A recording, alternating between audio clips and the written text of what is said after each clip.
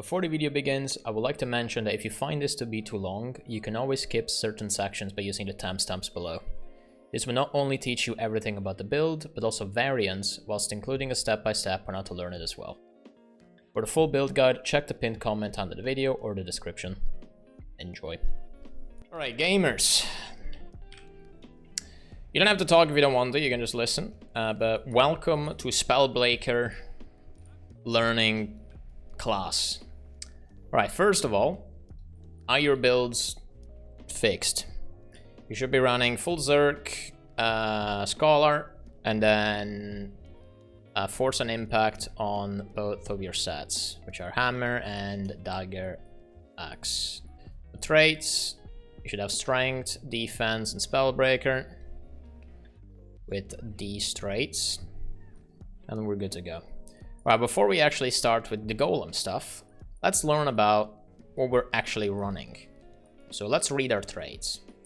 We're gonna quickly go over the traits. This is something that you should do yourself after this as well, and you should keep doing for a while, just so you know what traits you're running and how to use them properly. But let's have a quick rundown of the trait lines and the traits we're using. We have the Strength trait line. This gives us big damage. When we dodge, we do damage. So maybe if you're doing some stuff related to stealth, be careful to not dodge into enemies, because it will reveal you. If you're dodging, you actually don't lose too much damage, because a dodge does damage. So this also means if you're ever in a situation where you gotta dodge, try to dodge on the enemy you're fighting, right? So, small example. I'm not in a squad, I can't place markers, never mind. Let's use the banner as an example. So let's say the target is the banner, right? You're like, oh, I need to dodge very soon. What you want to do is you want to move to the side and dodge to the side so that your dodge still hits the target, right? Instead of doing something like this or doing something like this, right? Where you dodge like away. It's basically like playing Daredevil, Staff Daredevil, if you have experience with that. But yeah. Peak performance, this gives you a flat 5% damage modifier. And if you use a physical skill, it gives you an extra 10%. That's the reason why we're running Bolt's Charge. But we're also running Bolt's Charge for another reason, which we're going to get into later on in the Spellbreaker Traitline. So something like Bolt's Charge or Bolus will also work if you maybe need immobilizers on something like Escort, if you're doing the back work or something. I don't know, that could work as well. Stomp as well, or Kick. But we're on Bolt's Charge because we don't really need the extra stacks from Bolus or Kick. And also, Bolt's Charge does more breakbar damage, and it just does more damage. So it's just a better option out of all of them. It's also a movement skill, which is pretty good, and it's an evade. So it's the god utility skill. Next, burst skills restore endurance on hit. That can be useful if you're in a situation where you need a lot of endurance, I guess. Great Fortitude just gives you extra power based on your vitality. No, it gives you extra vitality based on power and gives you extra ferocity. You know, I mean, you can read this yourself.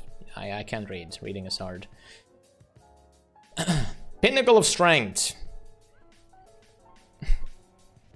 Ah yes, the crit chance traits. Those are fun.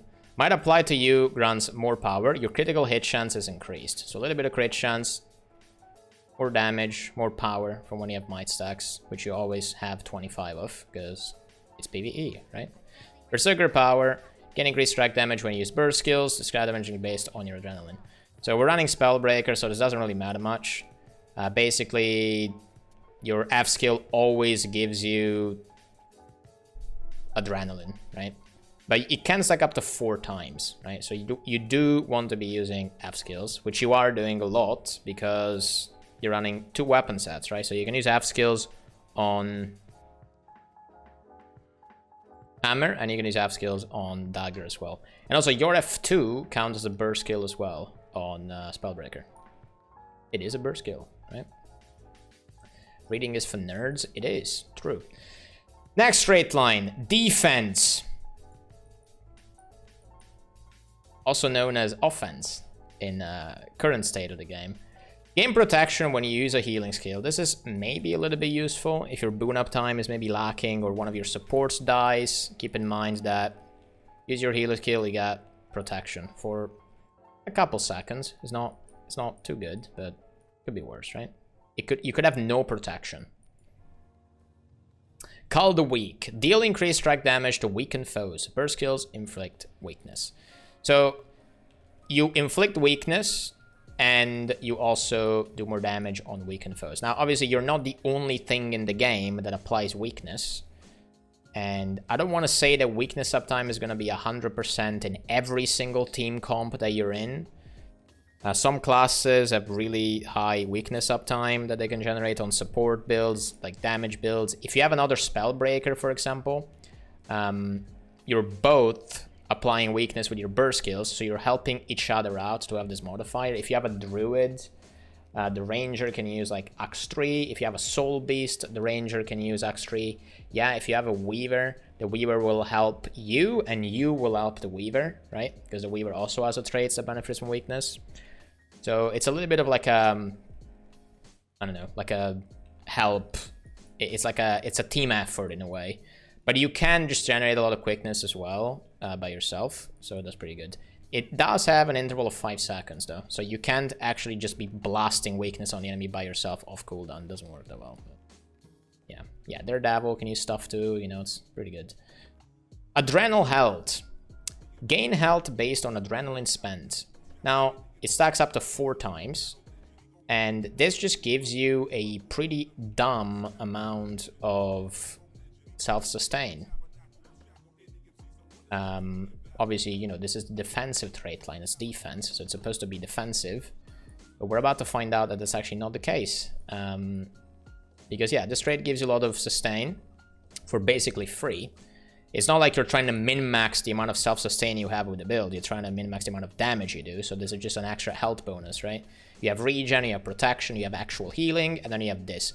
This trait makes it so that your Scholar uptime is basically always there. You will pretty much never drop below Scholar buff, which is 90%, right?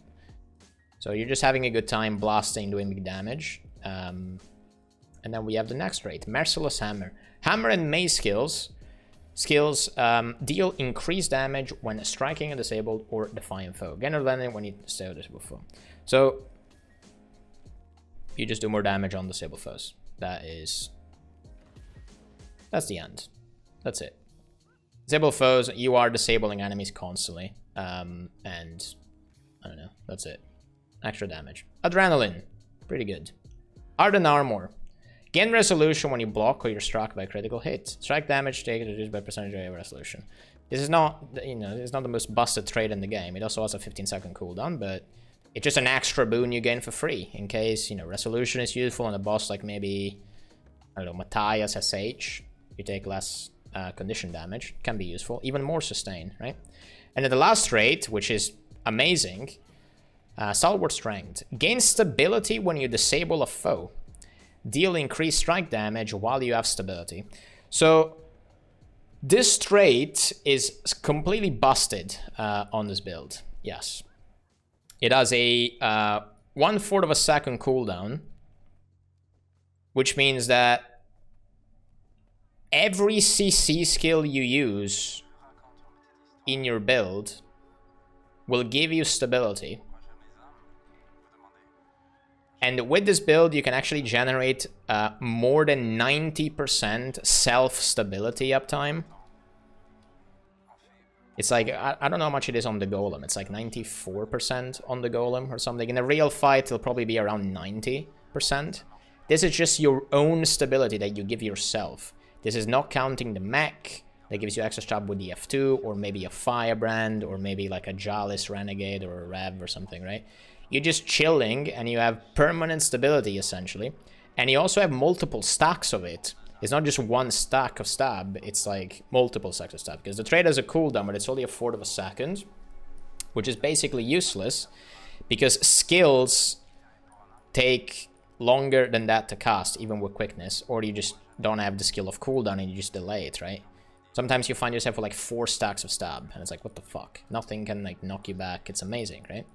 And obviously, The big boy thing here as well is that you do have the stab all the time, basically, and that gives you 10% extra damage. So, again, it's a free boon that you get, and it's just even more damage. It's amazing. So basically, so far, these two trait lines, strength makes you do a lot of damage, and it makes you, you know, gives you a little bit of health. Defense makes you big boy, tanky, sustainy, big stability, and it also makes you do a lot of damage with your hammer, right? Now we have Spellbreaker. Absorb the next attack against you and counterattack all foes around you. Full strike by counterattack are interrupted. So this is basically full counter, right? Full counter is, you know, it's a skill that absorbs damage, and after you have absorbed the damage, it also gives you a little evade that lasts half a second after you have been hit. After you have absorbed the hit, and then you're counter-attacking, you have a little evade. It gives you 2 seconds of stability when you press it, so it might run out by the end of it. Don't really rely on that, but again, it's even more stability. Wow, crazy. And obviously, you know, full counter is also burst skill, because... no, well, full counter is a burst skill, and it does give you Berserker's power from the strength trait line. So if you're ever in a situation where you can use that for like defensive purposes, it's okay to use it. It also does CC, it's a daze, can be useful on bosses like Slaughtersaur, to do extra CC or daze the ads, on Zera as well, some other bosses. Next trait, Pure Strike. Deal increased critical hit damage. This bonus is doubled against boonless foes. This trait is pretty good. You just do extra crit damage. You're always critting, right? You're always critting with this build because you're obviously crit capped. That's the whole point of most power builds. And some Condi builds as well, I guess. Hello, Condi Virtuoso. And this bonus is doubled against boonless foes. So you have 15% extra crit damage versus foes that have no boons.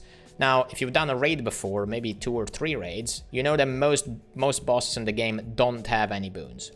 There's obviously some exceptions. Some bosses do actually have boons. Some bosses can steal your boons. Some bosses get boons when you're standing in like tiny AoEs that you can avoid, but not everybody's going to avoid, right? But the best part about this is that even if some of these enemies get boons, because you're playing Spellbreaker, you can actually remove these boons. You have direct control over boon strip. And then we go to the next trait. Dispelling Force. Dazes, stuns, pulls, knockdowns, knockbacks, and launches. Remove boons. Now, if you're ever in a situation where the boss does have boons, just spamming your CC on the boss will just remove all of them. This trait does not have a cooldown, by the way. So if you just line up all of your CC on like Doom, after he maybe stole a lot of boons, or maybe Zera if she's standing in the shards, you can basically just remove all the boons from the boss, right?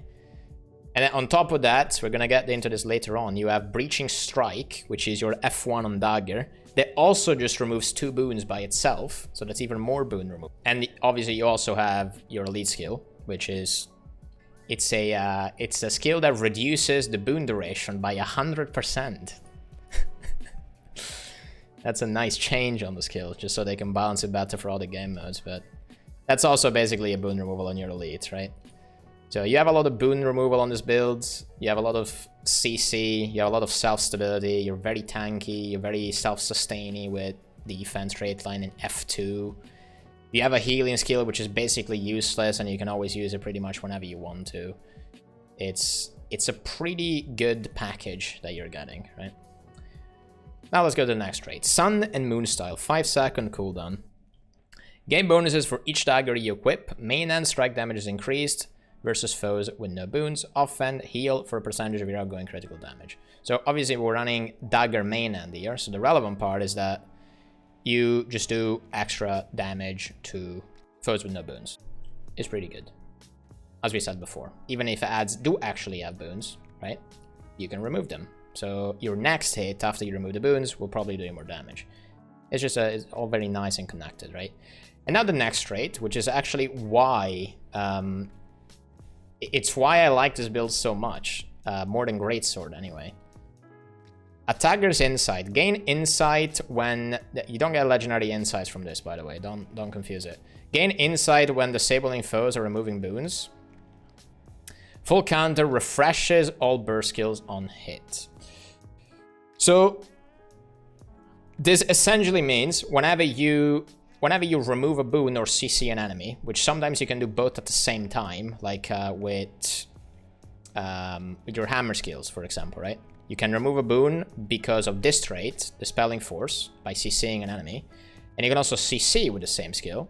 So this just gives you Attacker Insight basically every time you CC. You're CCing, boom, Attacker's Insight. You're CCing something with a boon, 2 stacks of Attacker's Insight, right? And Attacker's Insight just gives you 50 power, 50 precision, and 50 ferocity. It's a pretty good trait. It stacks up to 5, right? That's 5 stacks. That's a lot of damage, guys. Here's the best part about this trait, right? It doesn't say in the tooltip. It's like kind of heavily implied because it's related to how much of a target cap the skills have. If you CC 5 enemies with 1 skill, you get 5 stacks of Attacker's Insight instantly, right? So let's say that you're standing on like Zera, for example. You know, all the odds are walking in at the beginning of the phase or something.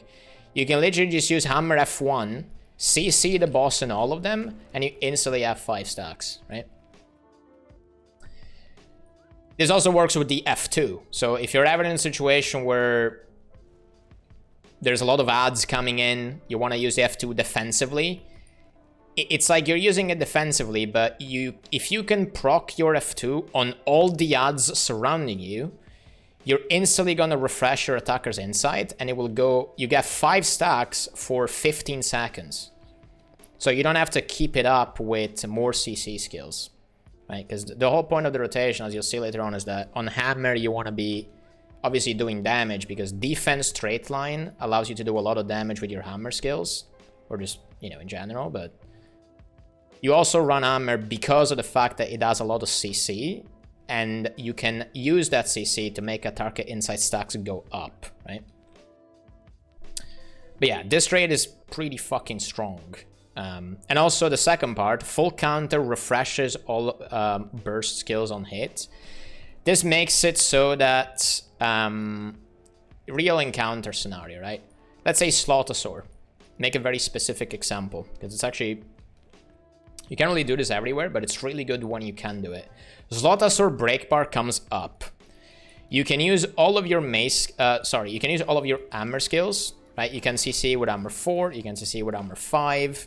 You can maybe use Bull's Charge if you want to troll a little bit, right? And you can also use F1, right? It does Breakbar damage. Then if you walk into the poison with your F2 up, you can proc full counter and do another daze on Slaughtosaur's Breakbar. And because you used your F2 and, you know, you actually hit a target, it will refresh your F1 again, and then you can use your F1 to CC the boss again, right? And you can use this combo to do a ridiculous amount of Breakbar damage in some fights. You can even do this on you can do this on Samarog as well.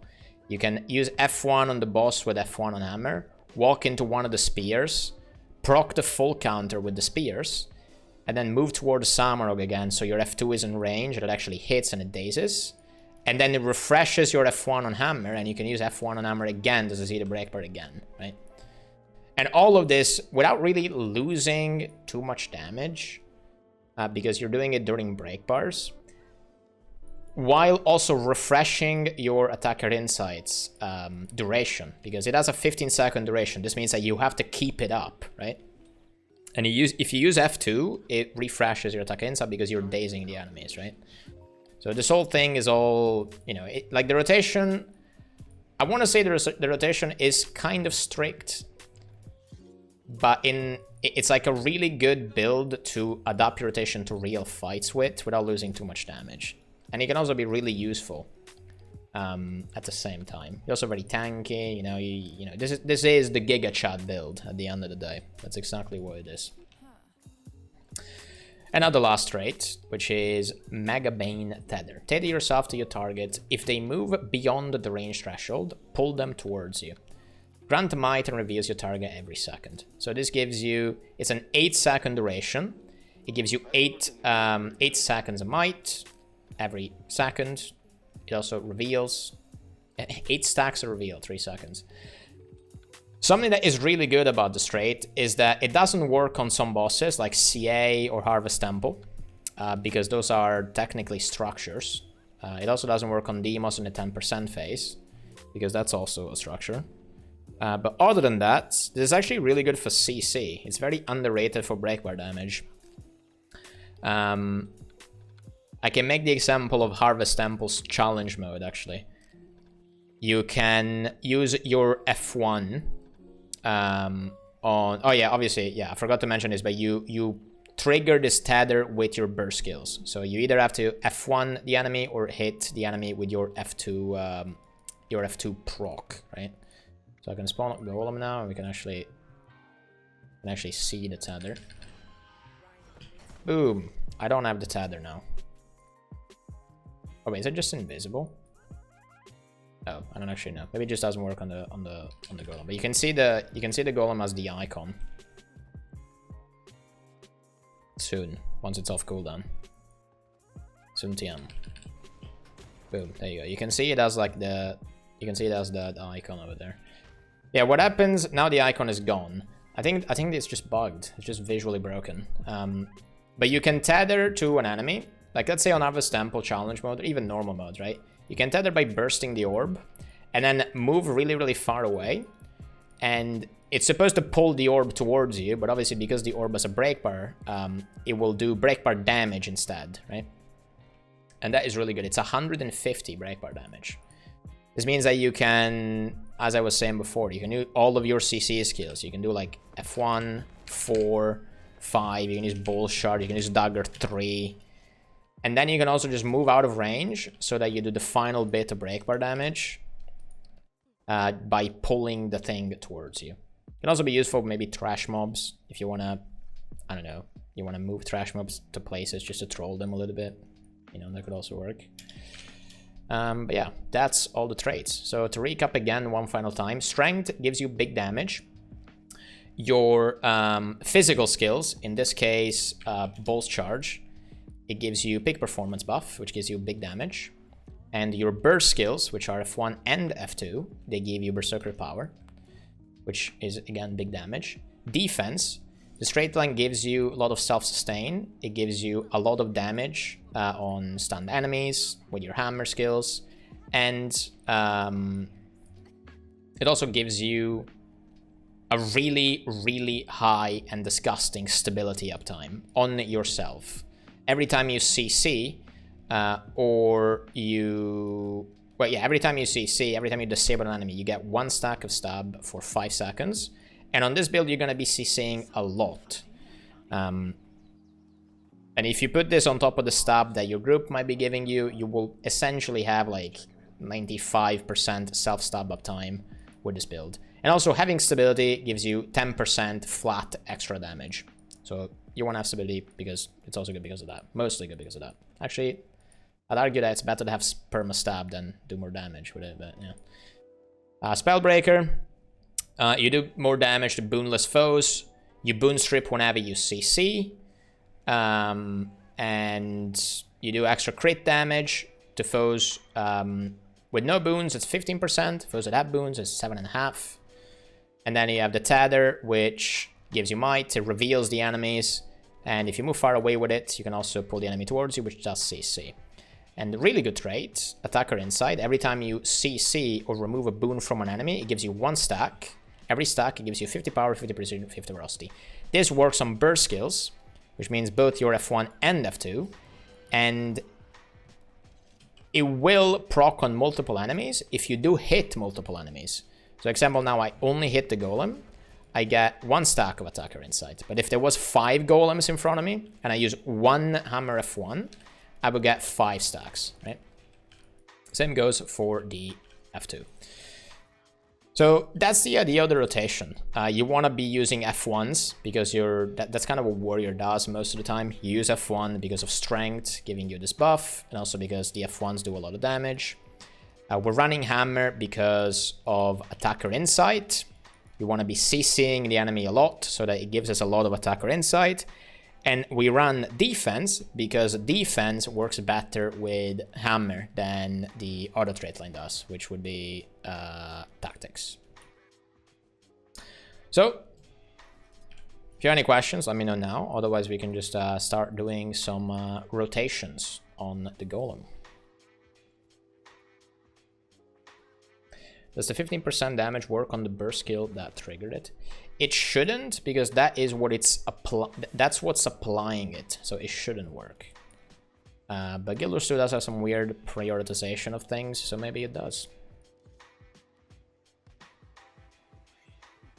I never personally tried it. I just assumed it doesn't work, because that's what's applying it, kind of. Alright. Let's begin then. Okay, so I'm gonna just put a big ass golem in front of you. And you can just both start attacking it together with me. So we don't have to reset it every time and it's annoying. Alright, so let's read our skills. Let's start from the F1, Earthshaker on hammer. Jump to target location, slam your hammer down, damaging and stunning foes. So it's a stun, it does AoE damage, it gives you endurance because it's a burst skill, because of traits, and it does breakbar damage, it's a blast. You know, you can use it, you can see how fucking slow it is without quickness. And that's it. Hammer F1, auto attacks, boom, boom, boom. You're just auto attacking, nothing crazy really. It just does damage, right? Hammer 2, this skill is pretty good. Weaken your foes with a fierce blow, dealing increased damage when striking controlled or defiant foes. This will do extra damage to basically every raid boss in the game, besides, as I said before, CA, Demos at 10%, or Harvest Temple, because they don't have a break bar, so they technically don't count as defiant foes, right? Or on maybe trash mobs that also don't have a break bar, but on basically every raid boss or strike boss in the game, also like dungeon bosses, fractals, this will do extra damage. So that's a pretty good skill because we actually get to use it 3 times per hammer loop. Once at the beginning, and then another time later on, and then another time by using hammer 5. Right? Hammer 5, knock down your foe. Weakened foes stay knocked down longer. Recharges Fierce Blow if you control a foe with this ability. So Fierce Blow is hammer 2 again. So what you can do is use hammer 2, 5, and 2 again. Right? Because it just reset it. Also hammer 2 applies weakness, which is obviously good because of your Call the Weak trait. You do extra damage to weaken enemies. And yeah, that's what hammer 5 does. Hammer 5 also has the, you could say fortunate or unfortunate thing that does 700 breakbar damage. That's pretty good. I say unfortunate because obviously you would want to use it for DPS. Because it resets your hammer 2, but we're gonna talk about like breakbar rotations a little bit later on. Hammer 3, smash the ground and send out a crippling wave. This skill is actually, I find it quite fun for the simple fact that you don't have to actually be next to the enemy to hit it. Smash the ground and send out a crippling wave. Like this skill is a giant cone in front of you. It's actually the only skill that you can use from range on this build. Everything else is melee range. Unless you count your F2 as a range skill, because it has a... How much is the range? It's like 300 range. Yeah, so let's say you're, I don't know, you're fighting Demos and there's an oil in the way, right? Like, oh, I can't auto-attack, but you're gonna always use hammer 3. Because the cone is actually quite big. It also cripples enemies. I don't know why, it just does. And it's a pretty fast skill to use as well. It only takes half a second. That's without quickness, obviously. So if a boss is about to die, and you're like, oh, I'm gonna do my auto attack chains. No, just, you know, the boss is about to phase. You're like, oh, I'm gonna do Hammer F1. No, you don't do Hammer F1. If a boss is about to phase or die, you would wanna either use Hammer 3 or Hammer 4. Those are two very fast skills that you have, right? If it's like almost about to die, maybe you can use something else. But if it's like literally about to die, you use those two skills, they're pretty good. Speaking of Hammer 4, what does Hammer 4 do? Push back nearby foes with a staggering blow. This is also CC. It's not as much as Hammer 5, it's only 150. It's a whirl, so maybe you can get inside some fields and get extra damage from like burning fields or something like that, I don't know. But yeah, you're mostly going to be using this for attackers' insights stacks. Because obviously it does CC, so it gives you a stack. And that is pretty good. You do want the stacks, right?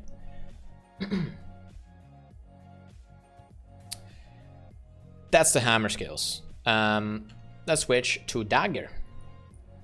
Dagger F1. Strike your target and removes boons. Deal more damage if your target has no boons.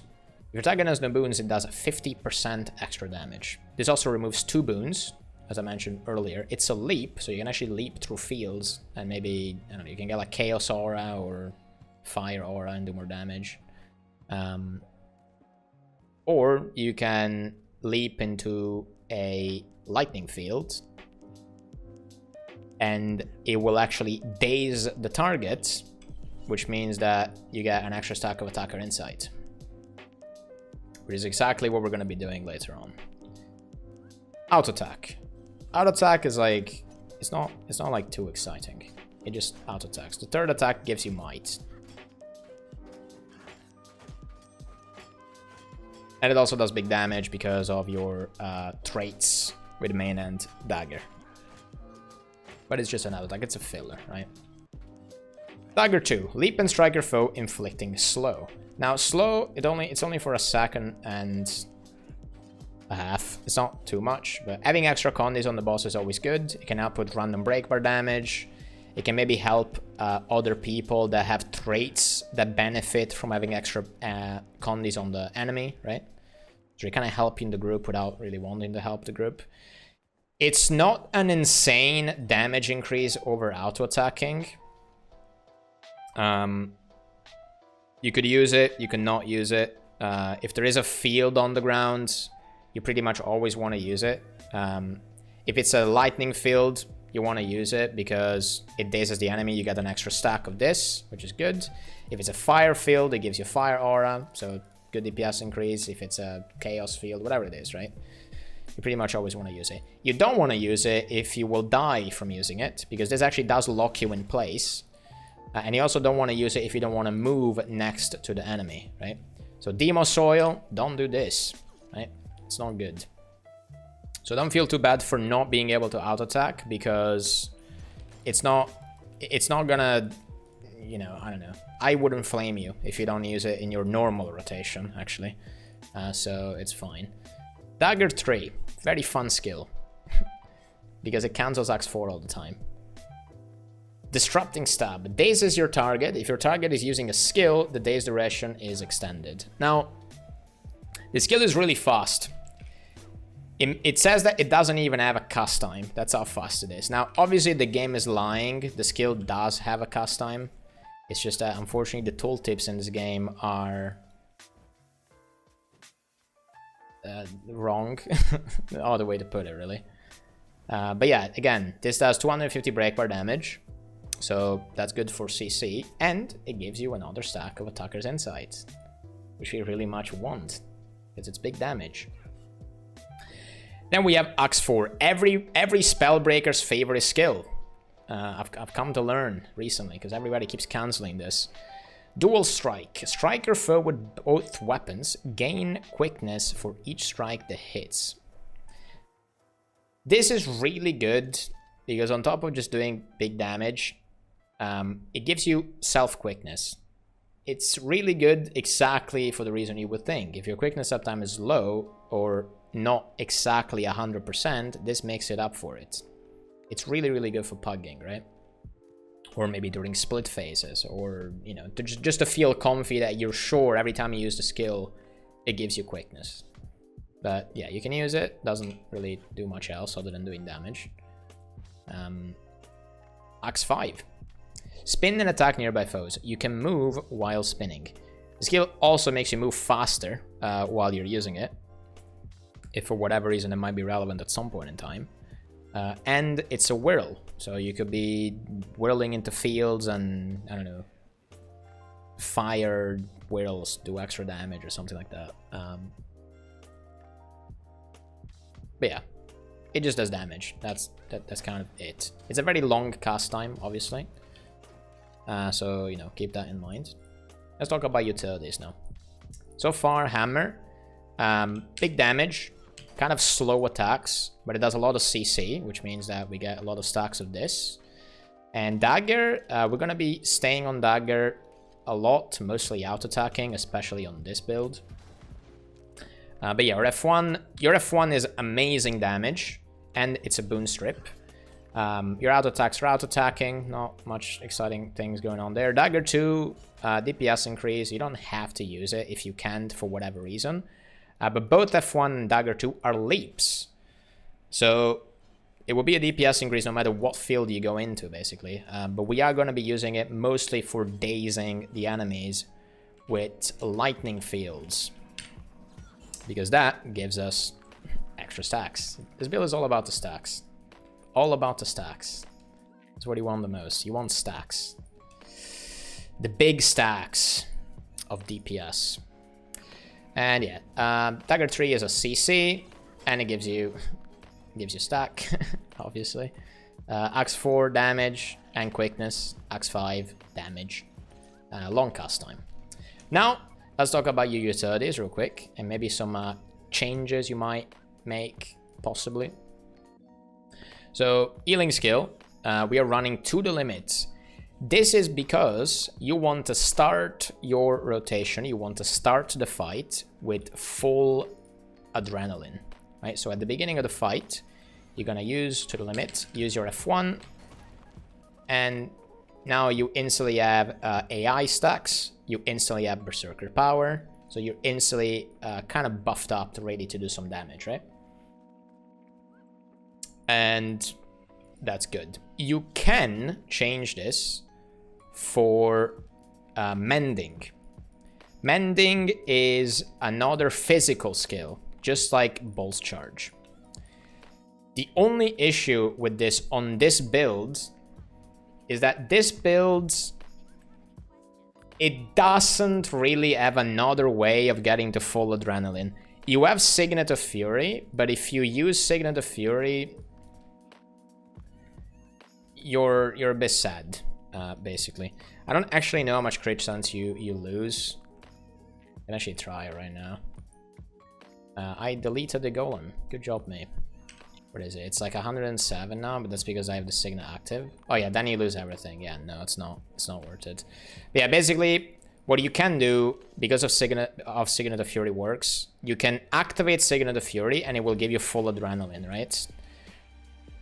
But the moment Signet of Fury, the active, runs out, the active gives you 360 precision, right? Obviously it gives you ferocity as well, but the thing that matters to us right now is the fact that it gives us 360 precision. Because the moment that runs out, you don't have any more crit chance. You kind of lose a lot of it. This means that, yes, it's really good at the beginning, but then you don't have crit chance for the rest of your DPS until the thing comes off cooldown, which is kind of bad. So, because we're talking about a healing skill here, which, you know, in PvE in this game, they're mostly useless, we're just going to be using it to do extra damage. So instead of activating the Signet and losing DPS by losing crit chance, we are just going to be using to the limit to get adrenaline, and then we're going to start a fight like that. Now, in a scenario where you can be at full adrenaline without to the limit, and as I said, you don't want to use Signet of Fury for that, you can take Mending. Now, bosses that come to mind for this are stuff like Slaughtosaur.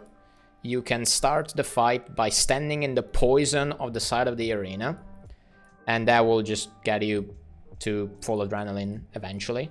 On Mursat Overseer, you can do the same thing. You can stand in the tiles that do damage, and you can be the full adrenaline. You can even do something weird like this. Like you can press the signet, walk into the slot poison, and now you're the full adrenaline. The signet will eventually come off cooldown before the fight starts, right? But you can do the same thing on Mursat Overseer. You can activate signet, walk into the damage field, and now you're the full adrenaline, and the signet will be ready when the fight starts, right? And obviously the reason why you take Mending is because when the fight begins, you activate Mending, and then you start your DPS rotation. This gives you peak performance at the start of the fight, and it just makes you do more damage, right? And you can even keep this more during the fight. Like Bull's Charge gives you peak performance for 6 seconds, and Mending gives you peak performance for 6 seconds. Like you can use Mending when you're on Hammer, for example. Maybe you can skip like one auto attack chain and use Mending instead.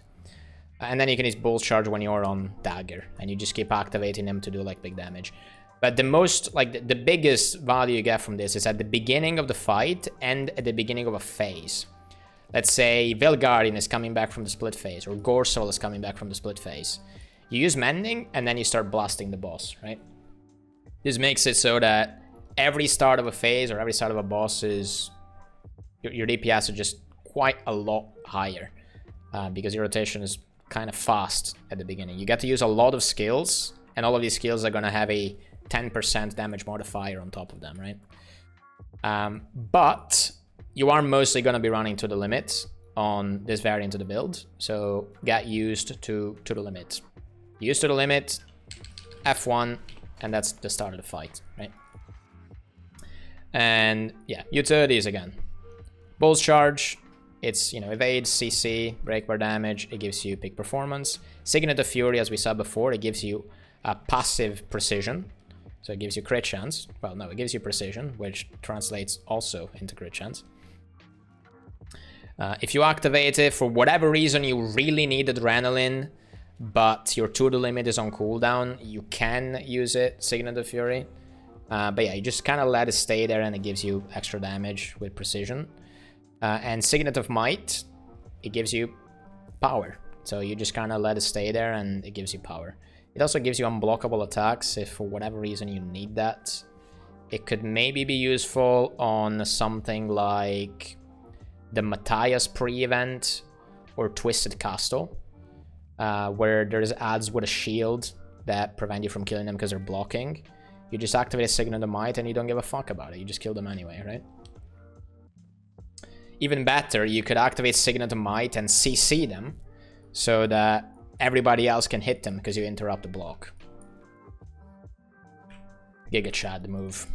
The ads are gonna feel cheated. And now you have your lead skill, Winds of Disenchantment. Create an area of calm. I've never read this tooltip before, actually. I didn't know it read like this. This is weird. Create an area of calm in which foes have reduced incoming boon duration. At least boons are each interval. Every missiles entering this area are blocked. Okay, so this is a projectile block, which I want to say is mostly useless. You don't really want to use it on something like Adina split phase. That would be trolling a little bit, I think, but... well, yeah, it does actually work on Slotosaur, but only on the first Slublings, because the ones later on have unblockable projectiles. So, yeah. So, I mean, yeah, you obviously, like, you don't want to use it to block the projectiles on any fight, really. Unless it's like a life or death situation. You're mostly going to be using this for a DPS increase. But yeah, I mean, the reason why we even run the skill is like, it's a little troll. You don't actually run it because of the boon strip. You are going to be using it because of the fact that it's a lightning field. Don't ask me why it's a lightning field. It's probably because of the fact that it's like winds. It's like a roleplay thing. But because it gives us a lightning field, we can leap into the lightning field, and it will give us... Well, I mean, what lightning fields do is, if you leap into them, the attack that you are leaping into the field with, if it hits a target, it dazes. So right now, if I use Winds of Enchantment and I leap into it, I am doing a dazing strike, and that gives me Attacker's Insight stack, right? And this works with every leap. Obviously, if you blast the lightning field, then it gives you swiftness, but we don't really care about that. We don't need swiftness. We need damage. We need to blast DPS. And that's kind of the whole purpose of the skill. It's obviously amazing on bosses that have boons, like, you know, world's famous. Back in the days, used to be Doom every split phase, or Kadim 1. Every time that there is a DPS phase, you can actually skip the stability pyre by using the bubble. And of course, it also gives you extra damage because, well, the bubble itself does do damage. It's not like, it's not life-changing damage per second. It's not gonna make you go, wow, I'm popping off or something, but that's not what we're using it, right? We're mostly using to get the extra stacks of the Spellbreaker trait. So yeah, that's all the utilities.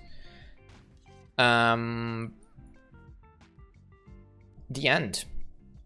Somebody in the chat asked if there is any like situational skills. There actually is. You can take Break Enchantments, which is a Spellbreaker utility, the one on the top right. This skill is actually really good if you use it on a foe that has boons. The cooldown is very low. It's an instant cast. It does pretty good damage baseline, but it does 300% extra damage on foes that have boons, and you remove the boon at the same time.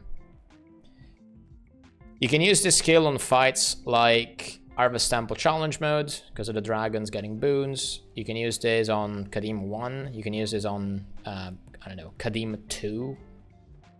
Basically, every fight that consistently gets boons, you can use this on. Assuming that you're maybe the only person stripping the boons. Because if you get into a situation where you use this on a foe that doesn't have boons, then it's not good, right? If you want to use this, you gotta make sure that you're the only boon deleter in the group. And you want to make sure that it's like a consistent thing, right? Otherwise, you just don't use it, and you keep the Signet of Might instead. You can maybe replace Signet of Fury and go more Assassin pieces in the build, but I don't know. Just take Signet of Might off, because you don't have to change the build if you do that. More comfy. More comfy. That's about it for utility. Obviously, you can change Mending, but I've already explained the whole fiasco. You can also take Rampage instead of Winds of Disenchantment. Like, Rampage, skills 5, 4, and 3 are... oh wait, no, 3 is not a CC. I'm fucking tripping. Skill 5 and 4 are CCs. So, they give you stacks of AI anyway. Without having to like leap into the lightning fields. 2 as well. But did they change Rampage skills? Oh wait, no, yeah, Kick always did CC. I'm just high, holy shit. Yeah, you can use 2 as well. Like, this actually gives you more stacks of AI than leaping into your Spellbreaker elite. Because leaping into Spellbreaker elite, well, I mean, you can technically leap into it 3 times, but you don't have time to do that. You can leap into the elite twice with Dagger 2 and F1, and you can CC the enemy 3 times with Rampage. So it does give you more stacks. The only downside is that unless it's a boss like maybe Samurog, where it doesn't take damage during the break bar, you don't want to do that, because the advantage of taking Winds of Disenchantment is that while the bubble is there, it's maybe removing boons, blocking projectiles, doing damage. and you can still attack the boss, right? With Rampage, you're stuck in Rampage. You can't use your hammer skills, you can't use your dagger skills, you can't do any of that. So there's maybe, I would maybe only take that, like literally only ever on Samurog. I don't know, maybe on Slotasword if your group is literally 0 CC. But honestly, if you're running this build and your group is still lacking CC, you should probably leave. Because this build is quite disgusting amount of breakbar damage already. But yeah, that's about it for like extra utilities, I guess. Let's talk about the rotation a little bit. Let's begin the rotation explanation. So, you run a hammer, dagger, axe. Dagger is big damage, axe is big damage, hammer is big damage, and big CC. Now, obviously, you probably already guessed this, but you want to rotate between the two sets. Hammer skills are... they're not like super long, but we don't want to like be actually camping hammer the entire time. The idea is that you get stacks of the AI trait with hammer, and then you go on dagger and you do damage. That's how you can think of the rotation like. It's not that being on hammer doesn't do damage. Like, the hammer does do a lot of damage, but it would be a lot easier to understand the rotation if you think about it like that. Like, you're on hammer, you're chilling, you're CCing the enemy. If the boss is in a break bar, you want to swap to hammer and do CC. And then you just go on dagger and you just basically out-attack the entire time. Feels good, man. Right? So, what does the opener look like? The opener is pretty chill. So, you want to get this trait, and you want to get this trait. You don't want to get this trait, but it just kind of happens, and it gives you a free sustain, so fuck it, I guess. So yeah, again, start of the fight begins, you want to use to the limit, right? So use to the limit, and then you use F1, and now you're in. You have Berserker power, you have Attacker Insights, and you can start blasting. Now you do the same thing, to the limit, F1. And that's how you start a fight. You as well. Blood. Do the thing where you smash. Smash the golem. It's smashing time. To the limit, and then F1. Ah, look at that. Big smash.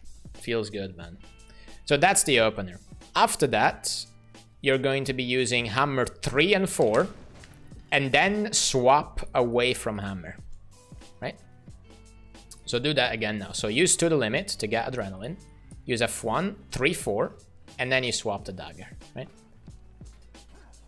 There we go. So now we're on dagger. What happens on dagger? So dagger skills are all... honestly, they're kind of boring. Your F1 does a lot of damage. Your Dagger 3 is a CC. That means that it gives us a stack. And then Axe 4 and 5 are just big damage, basically, right? So how do we actually do stuff on Dagger? You do to the limit. You can also watch on stream, by the way. I kind of forgot to mention this. If it's easier to like see the UI, you can also watch the stream at the same time. But yeah, you start with F1, you do 3, 4, then you press Axe 4, Dagger 3, and F1. Right? Look, this is what I would recommend. How I would recommend you remember in which order to do the skills. Right? You go. You think of like a little scuffed triangle in your head, right? A triangle with 2 sides, because it doesn't close up, right? You go from point A, B, and then you go to C, right? The three friends, right? 4, 3, 1. So you don't confuse them. Maybe it's a little bit easier. People do get confused a lot. But, you know, maybe they randomly start using Axe 5 for no reason. See, look, it just happened. I told you. It's a classic. Alright, so. I have weapon swap cooldown. Feels bad. Again, to the limit. Well, actually, you're full adrenaline already because you're still in combat. Let's wait a little bit for the weapon swap cooldown to happen.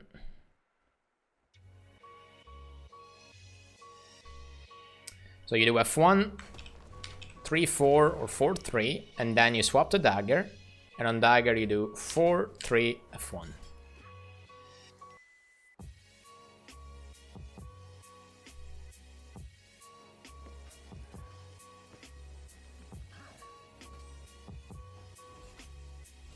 Pog! Right. Now Elliot. There you go. Amazing. Now if you're like a little bit slow, actually you can't even tell, but it will eventually get better, so it doesn't matter much. As long as you understand what you do, it's all good.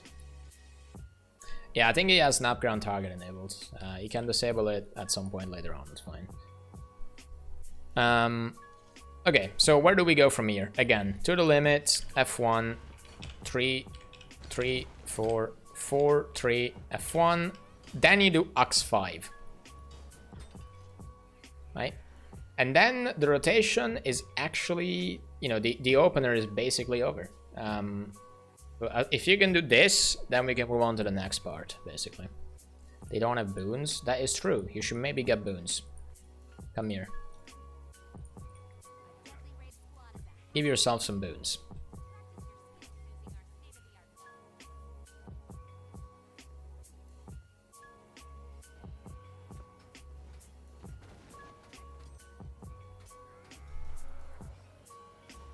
Very nice. Okay, blood, you do it again.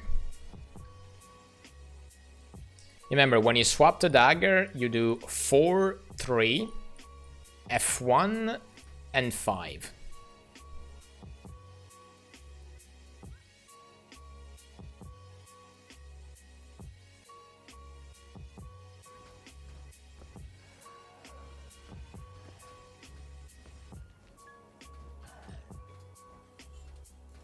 Okay, that's good enough. Yeah, the dagger opener is pretty good as well, but we can just talk about that at some point in the future. Also known as maybe never, but it's fine. Okay, so after that, you are at a point where basically all your skills are on cooldown. Now you're just gonna be, you know, out attacking until hammer comes off cooldown, because you want to go back to hammer. You want to do a lot of CC on hammer, so you get your stacks back up. And then you just want to repeat the exact same thing on dagger, right? This is what you're going to be doing on dagger basically all the time. You swap the dagger, you do 4, 3, F1, 5. That's kind of like your dagger loop over. So as long as you remember how to do that, that's going to make the rotation a lot easier. 4, 3, F1, and then that's it. Well, X5, obviously. So let's do the dagger loop that we mentioned earlier. So do 4, 3, F1, 5. And then just out attack.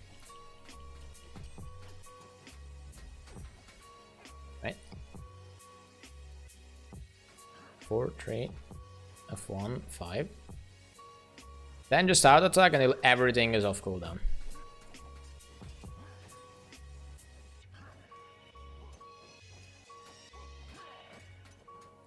And then you just stop out attacking. Go away or something. Okay, now let's do that again. This time, when everything comes off cooldown, you use F1, 4, and 3. So now it's like the other way around. Reason for that is because F1 has a shorter cooldown, so it comes off cooldown earlier, right? So let's do this again. 4, 3, F1. Then you auto attack until they're all ready. And when they're all ready, you do F1, 4, and 3. Right?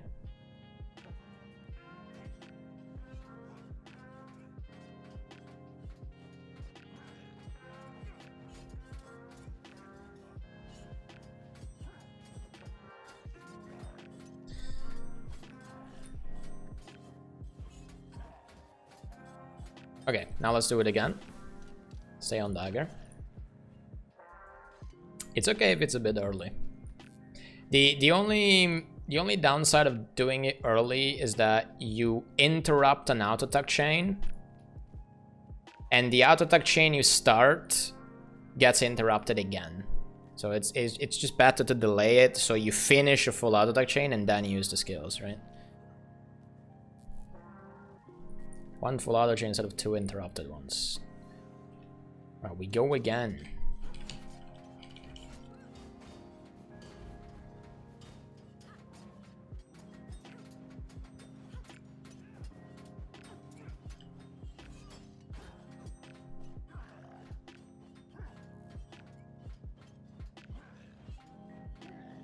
There we go, nice. Okay, so after that, we want to swap the hammer again. So let's do the rotation up until now, right? Let's do from the beginning until where you just ended on dagger, right? So the F1, 4, 3. So to the limit, you don't have to use it because you're full adrenaline, but use it anyway for roleplay purposes. And then F1, 3, 4, 4, 3, F1, and X5. And then you just basically auto attack, right? And when everything is ready, you use F1, 4, 3, and then you swap.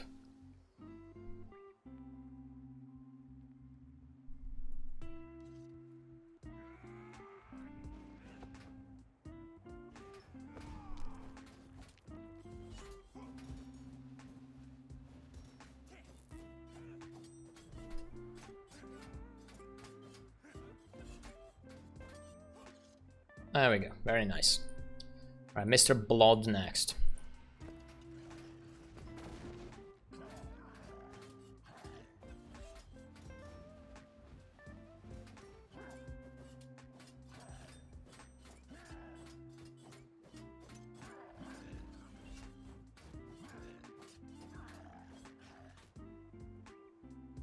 Okay, Mr. Blood, do it again. Alright, there we go, that works. Okay, so now we're gonna do the next hammer loop. Right? Obviously the one at the beginning is the hammer opener, because we wanna start blasting DPS as soon as possible. Now we're gonna do the next hammer loop. So you just swapped to hammer after your dagger thing is over, right? First thing you do is you do hammer 2 F1. Right? So just do it right now. Imagine you just weapon swap and do F2, do hammer 2 and then F1, right? Do it a couple of times. You don't want to accidentally use F1 first. Gotta get used to using hammer 2 first. It's a good excuse to just beat the golem into a pulp. Very nice. Okay. And after that, you want to use hammer 3, right? So it's 2, F1, 3. So do that again now. 2, F1, 3.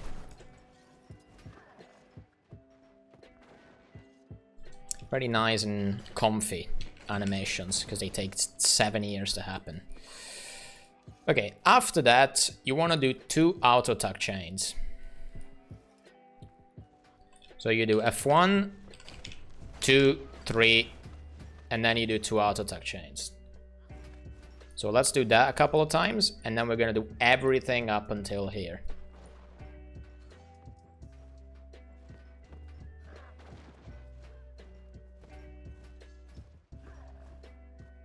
Okay, both of you do it again. So hammer 2, F1, 3 and 2 auto attack chains.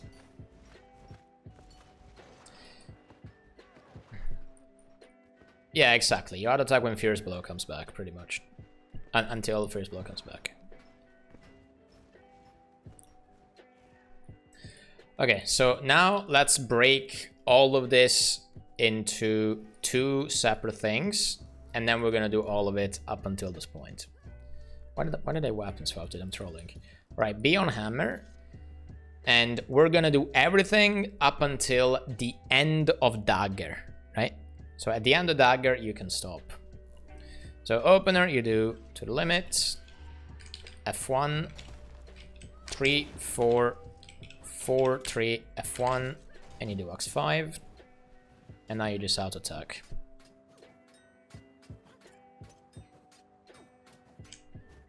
F1, 4, 3, and then you can stop there.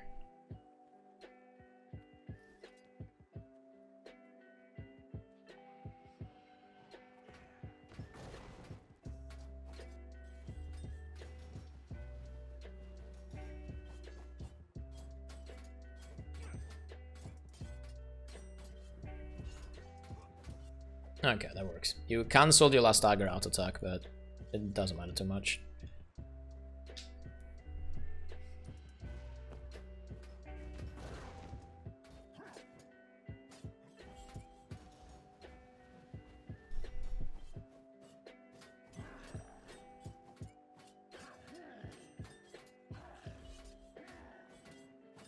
Very nice.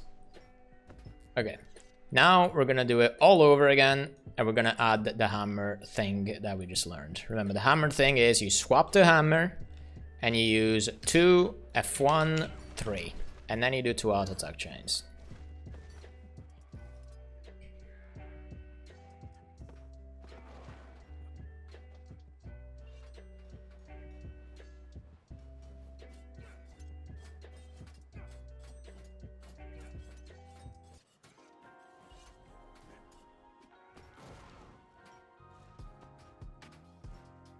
Okay, I mean, it's fine. It doesn't matter too much.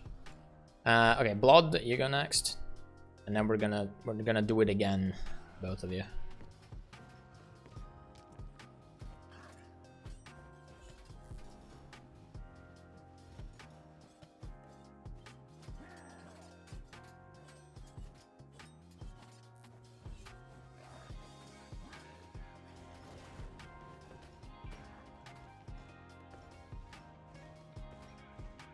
Okay, now Elliot, go again.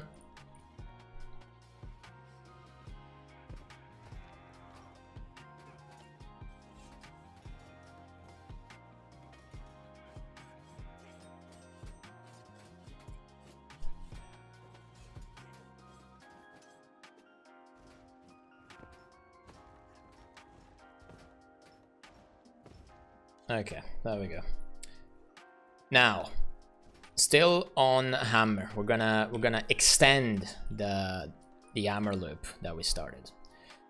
So at the very end, when we swap the hammer, we do 2 F1 3, and then we do 2 auto attack chains, right?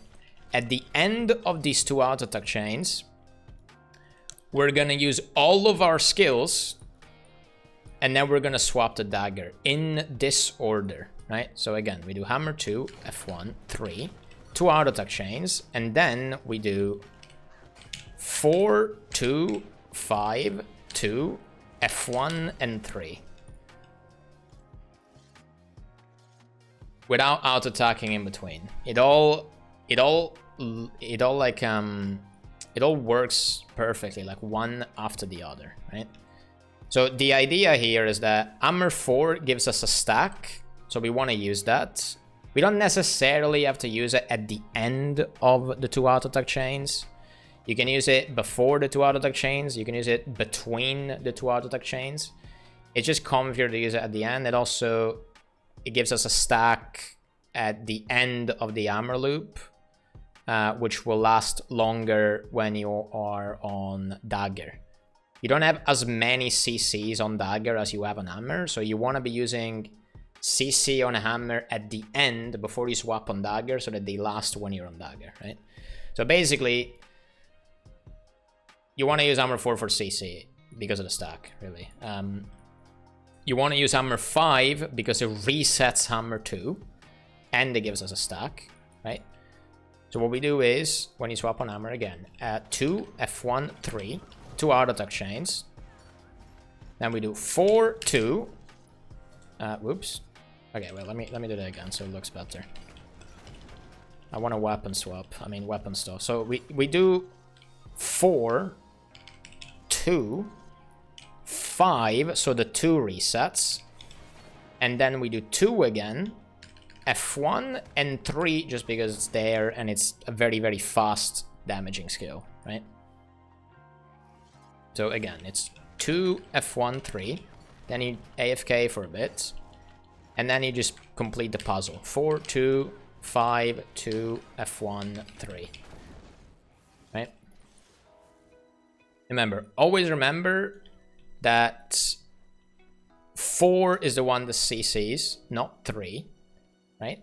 And we are using 5 to reset hammer 2. So you don't want to use 5 and 2. You want to use 2, 5, and 2. Right? Remember like what the skills do and what they are for, and it will make remembering the order of the skill a lot easier. Right? Hammer 2 gets reset with hammer 5, so you do 2, 5, 2. Hammer 4, it's a CC. That's the one we use before doing 2, 5, 2. Right? Again, this is the order. 2, F1, 3, 2 auto attack chains, and then you complete the puzzle.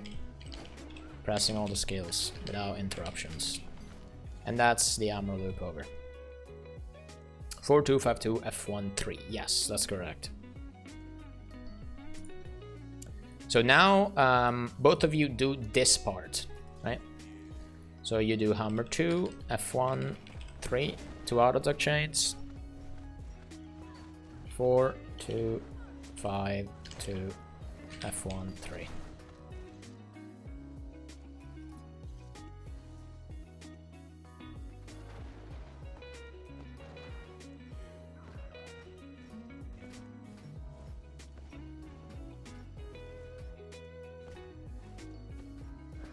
There we go.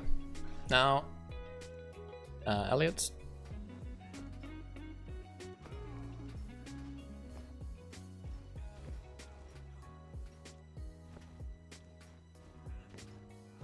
There we go, very nice. Okay, both of you do it one more time. Elliot got cocked by the F1 on hammer not working properly, so his hammer 3 didn't cast. I love hammer F1, it's a good skill.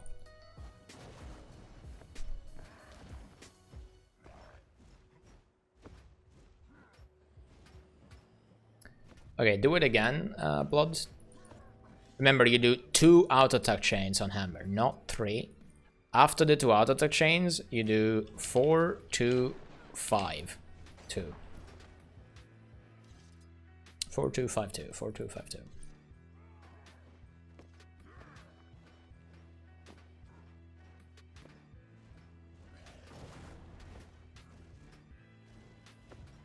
There you go. Now I'll do it again.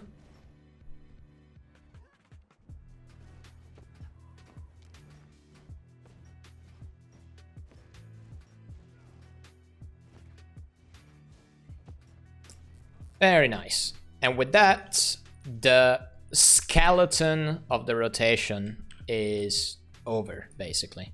Now we have to add stuff on top, right?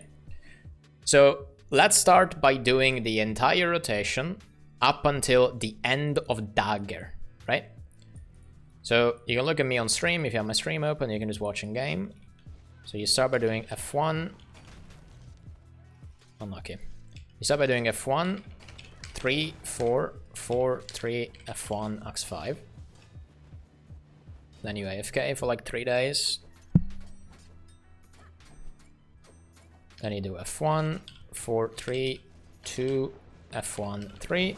You do 2 auto attack chains. 4, 2, 5, F1, 3. I said until the end of Dagger. Never mind. Oh well. I mean, it's basically the same thing, right? So you can start. Let's go.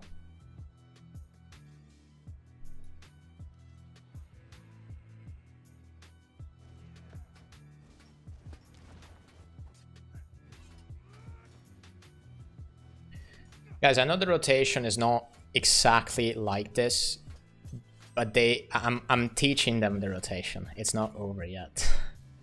Please. Please, use your brains.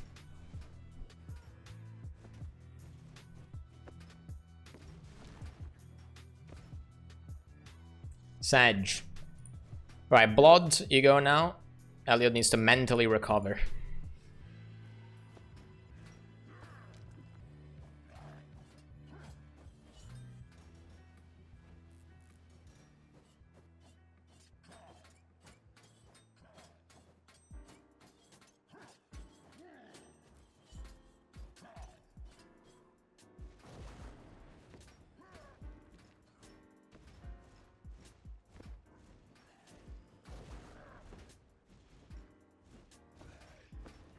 Pog, he popped off. He did all of it. Okay, now Elliot do all of it as well.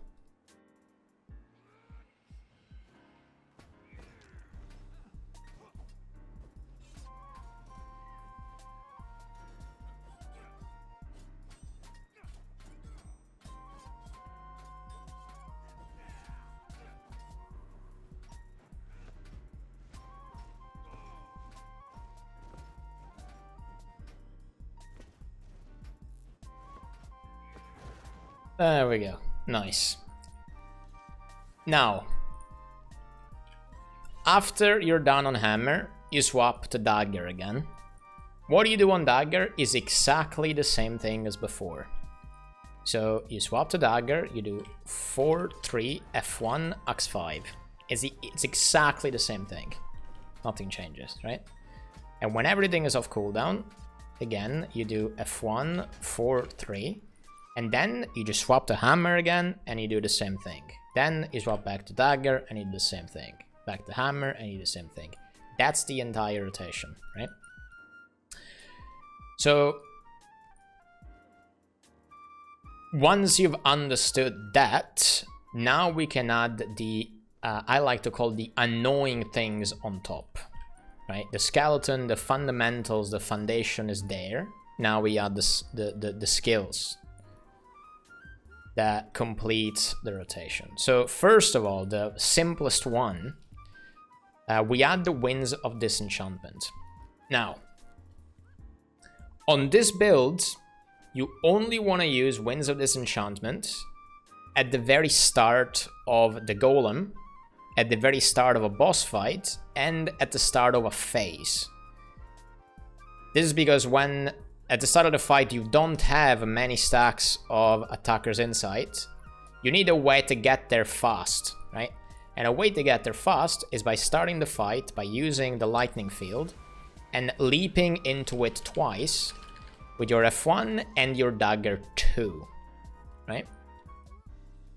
So we're adding an extra skill, but we're only adding the extra skill twice. But that's the idea. So we're adding Winds of Disenchantment at the beginning in the opener now. So how is the opener going to change, right? You do to the limit. I wait for my weapon swap.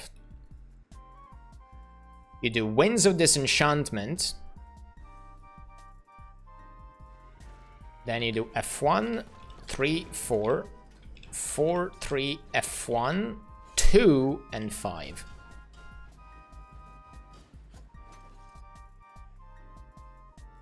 So the only real difference is that before doing X5, you do Dagger 2.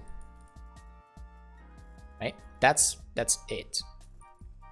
And this actually also, this changes the timing of your skills slightly. And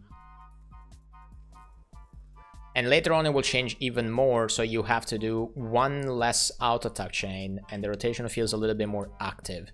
But for now, let's just add Winds of Disenchantment. So you start the fight with Winds of Disenchantment. You do F1, 3, 4, 4, 3, F1, 2, and 5. Now, if you look at my skill bar, my utility bar, I have 5 stack of Attacker's Insight. This is... It's kind of close. Because, like, your Dagger 2 leap is happening when Winds of Disenchantment is disappearing. When Winds of Disenchantment disappears, your Lightning Field is gone. So you need to be fast, right? You need to be very fast, not only on Dagger, you want to be very fast the whole time, right? You place it at the start, because placing it in the middle of the rotation is a little troll. You can precast Winds of Disenchantment, kind of, right? And then you start doing damage. So Winds of Disenchantment, 1, 3, 4, 4, 3, F1, 2, and then the field is gone before you actually hit the target, but it still counts, right? It still counts because the dazing strike is on your hit. So you gotta be very quick with that, right? So you can try to do this now. Try to start with Winds on Disenchantment, because it doesn't change the beginning of the rotation in any way, right? Just remember, before Axe 5, you want to use Dagger 2, right?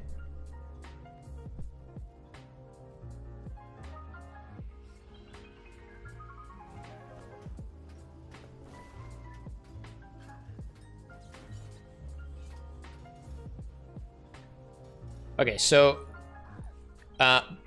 so what is your F1 keybind, Blood? Is it far away for you to reach? No, okay. Are you looking at the F1 key before you press it to see where it is? No. Okay, so after you do on Dagger, after you do 4-3, you need to instantly use F1. You don't have to delay F1, because if you do that, you're always doing like 1 or 2 auto attacks before doing Dagger F1. That's slowing your entire rotation a lot, right? So you want to do 4-3 F1 really, really fast. There needs to be no delay between the skills. They need to act as if it was a single skill you're using, right? See, you did it again. You need to get rid of the random auto attack. The random auto attack is destroying your Spellbreaker reputation right now.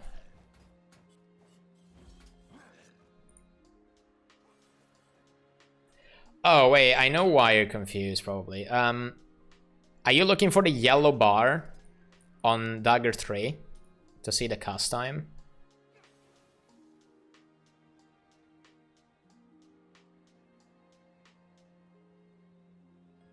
Yeah, Dagger 3 doesn't show the yellow bar. So after you do Axe 4, you need to either look at the animation, hear the sound of Dagger 3 hitting, or see the damage on the target. I would recommend hearing the sound. After a while, you just get used to the timing. But there's also another fun thing, which is your F1 cannot interrupt Dagger 3.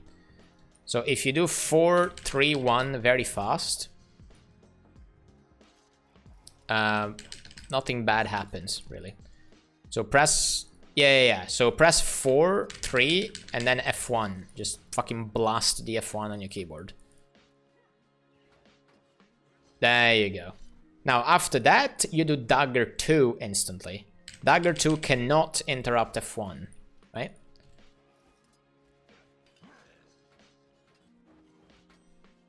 There we go. Now, if you do that, you will make both of the dazes in your elite skill, right? So now do it again. Do the whole rotation. If you forget halfway through or something, it's okay. Don't worry about it.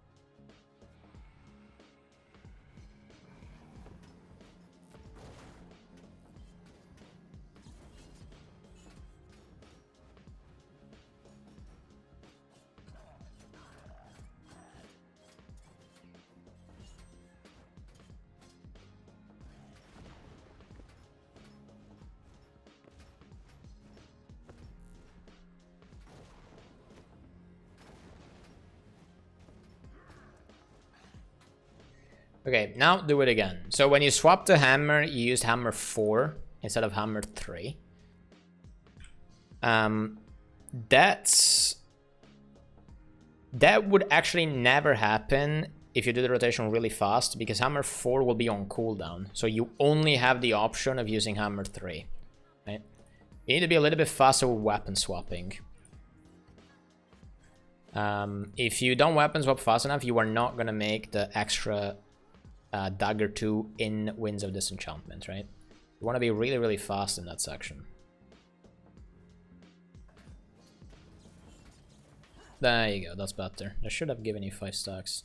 If I can click on your character. Yeah, I did. Okay.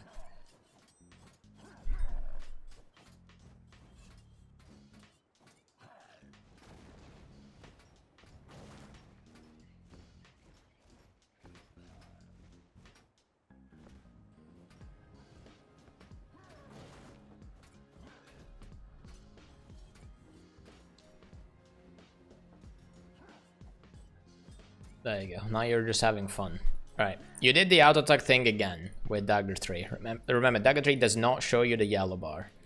So just do 4 and then 3 F1. Just start spamming the F1 after Dagger 3, right? Yeah, it's fine. Alright, Elliot, you go next. Stop hitting the air, hit the golem.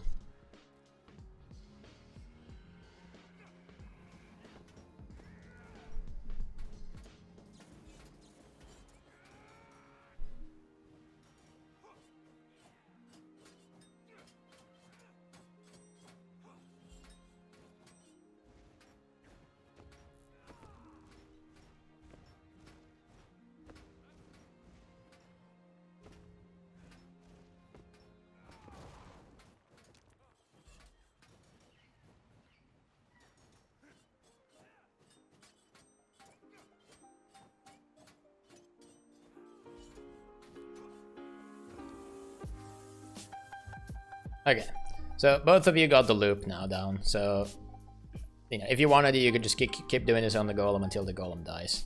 It's always gonna take ages because there's no combis. But now we get into... Now we add the last thing, actually. We add Bolt's Charge. And then we're done, right? So, one last thing to note about Dagger 2 on this build, right? We only want to use Dagger 2 inside of Winds of Disenchantment. Because the skill itself, I mean, it does do big damage, but auto-attacking is better. It's also a movement skill, it locks you in place, it's a bit of a meme, right? So you only want to use it inside of Winds of Disenchantment at the beginning, then you don't want to use it again. But you also want to use it after Bolt's Charge. Like, the damage modifier on the Dagger 2 is pretty fat. It boosts the damage of Dagger 2 even more, so it's pretty good. Like, this allows you... It's like... oh, dude, honestly, I should have practiced how to explain this, unironically. Let me see if my brain can come up with a way to explain it. No, I can't. Okay, well, basically, Bolt's Charge gives you damage buff. And it boosts the damage of Dagger 2 and auto attacks instead of only buffing the damage of auto attacks while you are on Dagger specifically. It doesn't like make the rotation any faster or any slower, but you only want to use it in Winds of Disenchantment. So this means at the very beginning of the fight, when you place Winds of Disenchantment, or at the beginning of a next phase, or, I don't know, let's say you got cocked, you got ported twice on Zera, and you were doing the buttons on Zera. You couldn't even hit the shard with your CC, right? This means your stacks are literally -10, right? You go back to Zera, you want to place your elite skill, and you want to start leaping into it, and, you know, you want to leap into it, basically, period, the end, right? Otherwise, you don't ever really need to use your elite skill, because on this build, you're constantly CCing because you have Hammer, right? So you do Dagger 2 at the beginning, that's it. Well, no, you do Dagger 2 when Winds of Disenchantment is placed, and then that's it. Otherwise, you just auto-attack, right? So every other time you swap to Dagger, you don't want to use Dagger 2. But now we add Bolt's Charge on top. This means that you are going to be using Bolt's Charge every time before you use Dagger 2.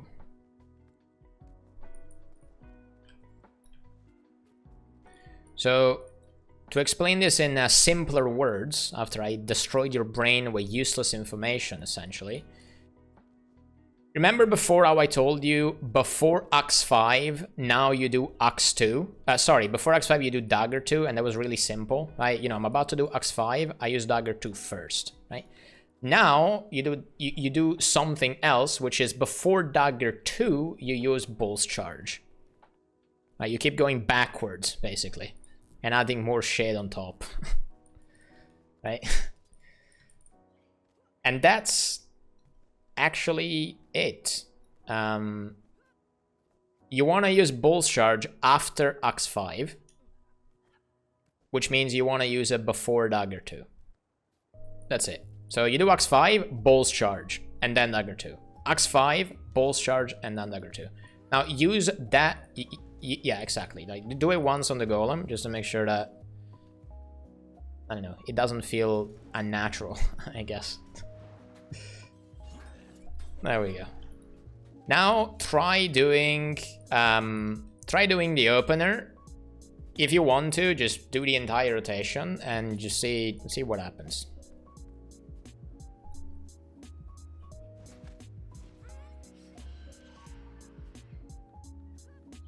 Wait, I can do the rotation on stream as well first. I don't know when the last time I did that was, actually.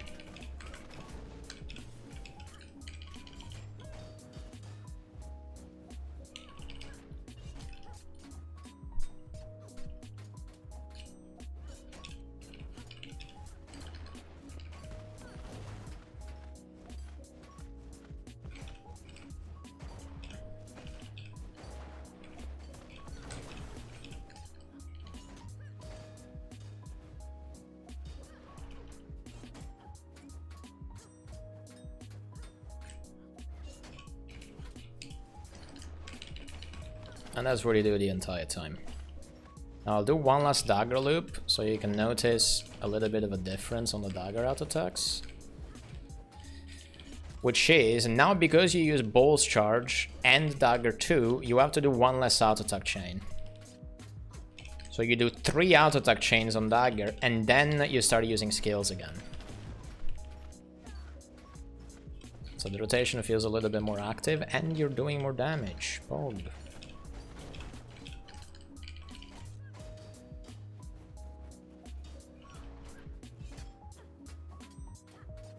And that's it. Okay, now Blood, you go first.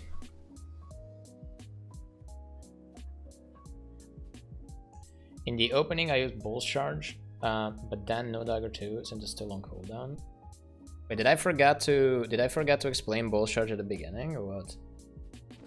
Oh yeah, I did forget then. Yeah. Yeah, look, I mean, look, the Armor Spellbreaker is like 5 different rotations and they all do the same fucking damage. It's kind of hard to pick one of them. If you include the dagger opener, right? I just want to explain the simplest one and then explain like variations if they are relevant later on. But alright, whatever, let's just do this one. Alright, so the opener stays the exact same. But you use Bull's Charge, like Blood was asking. You use Bull's Charge after 1 dagger auto attack chain. So your opener looks like this. You do Winds of Disenchantment, F1, 3, 4, 4, 3, F1. I should have done Dagger 2. Then you do 1 auto attack chain, and then you do Bull's Charge. Okay, let me redo that. I'm confusing myself even better. Alright, so Winds of Disenchantment, F1, 3, 4, 4, 3, F1, Dagger 2, and Axe 5. 1 auto attack chain, and then you do Bull's Charge after that. And then it just loops forever and ever and ever until the end of time. So this is gonna fuck your brain a lot, because I was doing a different variant, but now we do this variant. So the only difference is, again, you do Dagger 2 before Axe 5, right? As we were doing at the beginning. So you do Dagger 2, Axe 5. Then you do 1 Dagger auto attack chain. Then you do Bull's Charge. right? And then you just go about your day as if nothing ever happened and this part of the stream just didn't exist, right? So I'll do it again. Winds of Disenchantment, F1, 3, 4. 4, 3, 2, F1, X5. I did it the other way around because I'm trolling. Auto attack chain, Bull's Charge, and then the rest stays the same. And then Bull's Charge will always come off cooldown exactly when you need it. And it would just loop for the rest of it.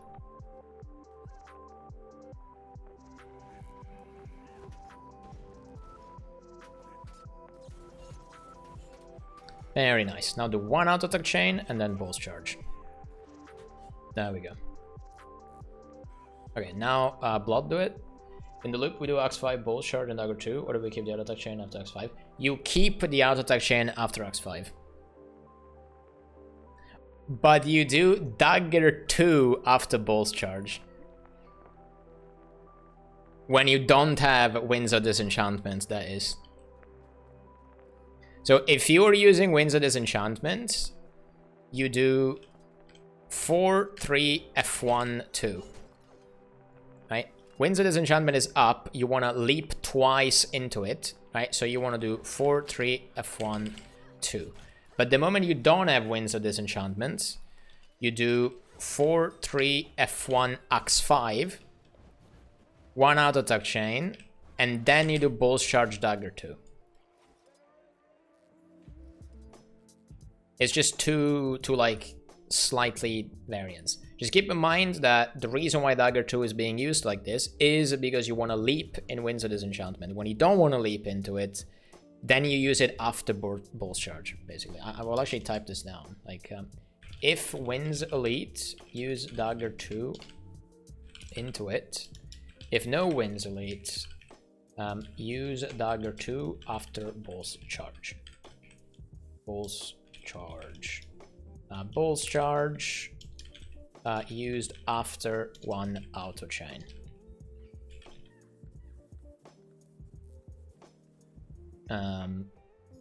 But if it is during Winds of Disenchantment, then you use... Actually, no, Bull's Charge, you always use Bull's Charge at the same time, so it doesn't matter, man. Can you fit in Bull's Charge, Dagger 2 in the opener before X5, or does the days go through? Bull's Charge is a leap, so it does count as a leap inside of the Winds of Disenchantment if you don't want to do Dagger 2. But Dagger 2 with pick performance is a damage increase.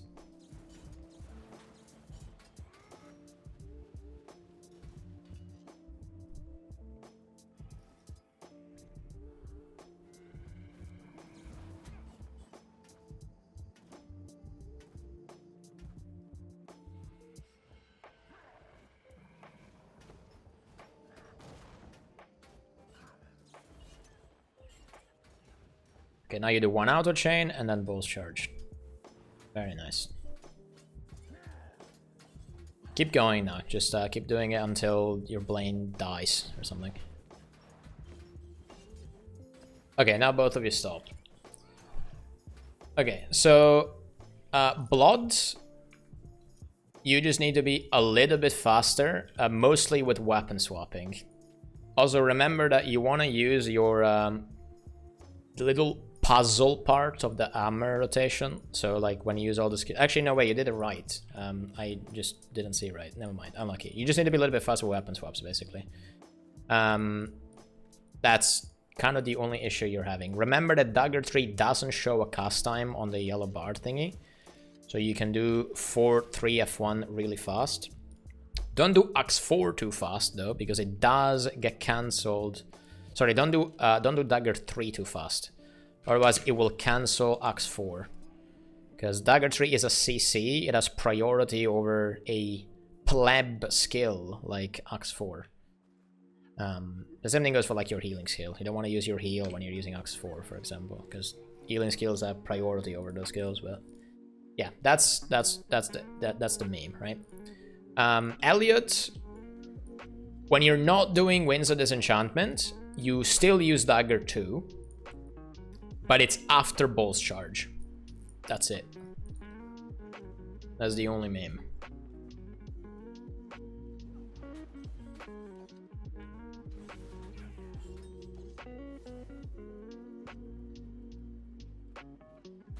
Okay, now, right, blood the rotation.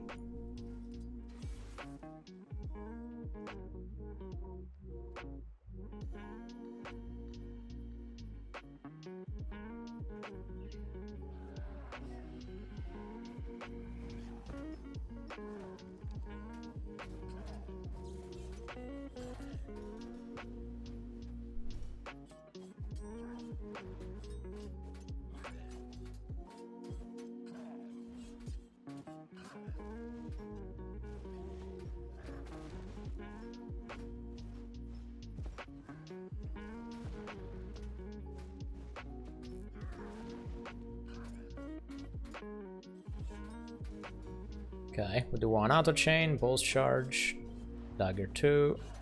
There we go, very nice. Right, now just keep doing it for a while until your brain is melting.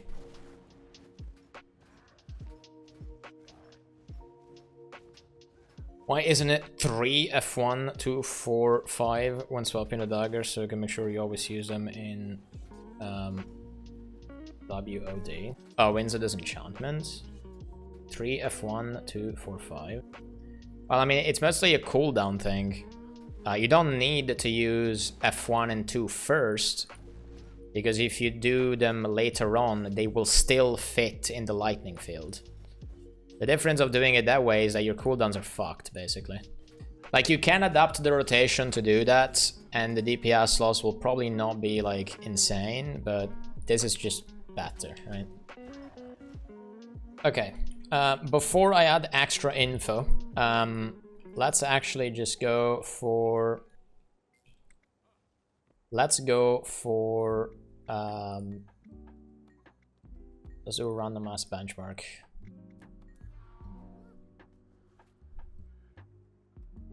Don't use food, just go on the golem one at a time and do damage to it.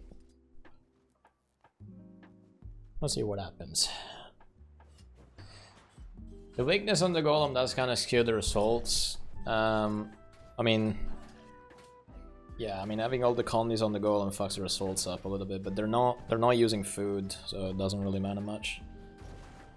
They're not gonna release the new benchmark, guys. They literally just learned the build, right? It's just so that they can hit something. But I mean, in a real fight, you will pretty much have perma weakness. Perma weakness is not that difficult to achieve anymore nowadays. There's a lot of stuff that applies it, and they actually upped the duration of weakness on some classes recently. Recently? Like last year? It's basically recently. Okay, so you got the rotation now and you understand it.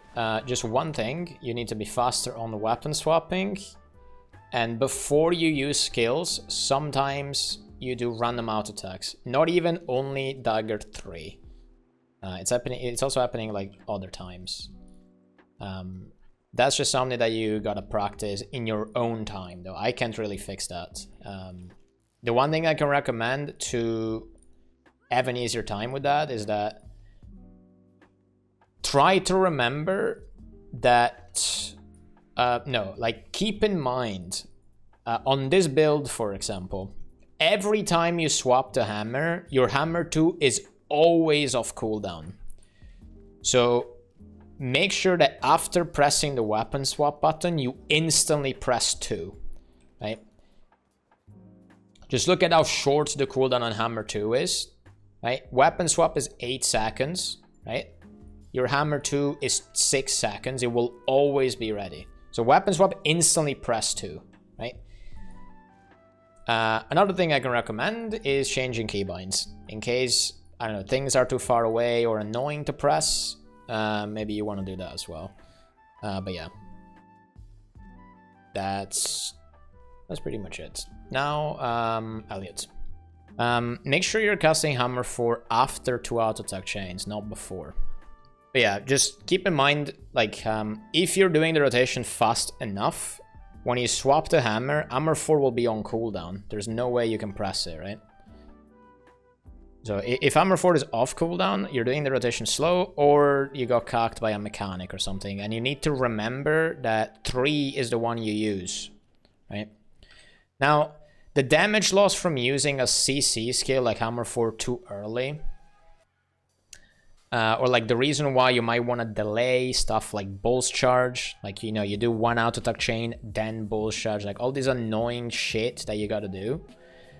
It is mostly because of stack management, right? You want to make it so that you're pretty much always at 5 stacks of AI during the rotation. Like, yes, it does have a duration, and the duration does... Well, the buff does reapply the duration if you use it sooner, but that means that you might have downtime later on. Does that make sense? Like, instead of having 5 stacks for longer, you're gonna have 5 stacks sooner, but then it also runs out sooner, right? I think that makes sense. That's it. Now, one small thing that you might find yourself doing on some bosses that maybe are facing a little bit faster. Instead, let's say the boss is about to phase, right? Like it's very, very close to phasing. Not close enough that you would want to maybe use 3 and 4 and that's it. But it's close enough that you want to get in like a bunch of damage, right? You want to use Bull's Charge offensively because of peak performance instead of using it for stacks, right?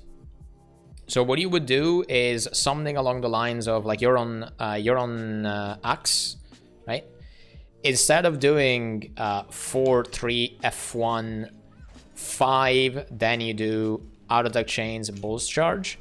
Just use Bull's Charge if you can, because it's off cooldown, even at the beginning of the Axe loop, right? At the beginning of the Dagger Axe loop. So that this entire section of your damage rotation has a peak performance buff, right? And then the boss is gonna phase during Axe 5 or something, right? Because if you don't do that, then you apply Bull's Charge, you apply the stack of Bull's Charge, and you get peak performance, and then the boss phases, it's completely useless, right? Like, yeah, it can happen in the split phase, but, you know, split phase might have downtime, then the stacks run out again. You want to make sure that your boss DPS is, like, really high, right? Yeah, without even counting full counter. Like, okay, so the full counter stuff, I actually kind of forgot to mention that. Thank you for reminding me. So you can use full counter to get extra stacks, right? This means that you might not need to use Winds of Disenchantment at all, actually. You can just skip it, depending on how many stacks you have applied from maybe F1 or F2, right? Now, Winds of Disenchantment is a skill that you can pre-cast, so you might want to do it either way. Like, you know, Samurog is coming back from the split phase. You want to place it like here, so he walks through it, and you can do your normal rotation, right? But when you have full counter, you can actually get an extra F1 skill on both weapon sets, but you only want to do it at the very beginning, right? So let's say, give me damaging area on the arena.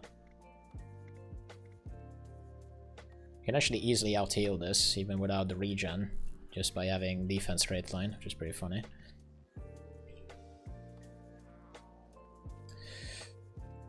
So now, let me just get the stack up so I can just ignore the damage and heal through it.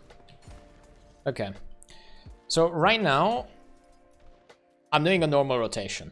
And you might have noticed that every time on Dagger and every time on Hammer, you get 2 F1s off every loop, right? So this is the rotation. At the beginning, you do F1 now, right? And now, before you swap away, you do another F1. Then you go on Hammer, you do F1 now. And then right before you swap away, you do another F1 at the end. Now, let's say that I'm like, oh shit, I can use F2 to refresh my F1. And you actually do that.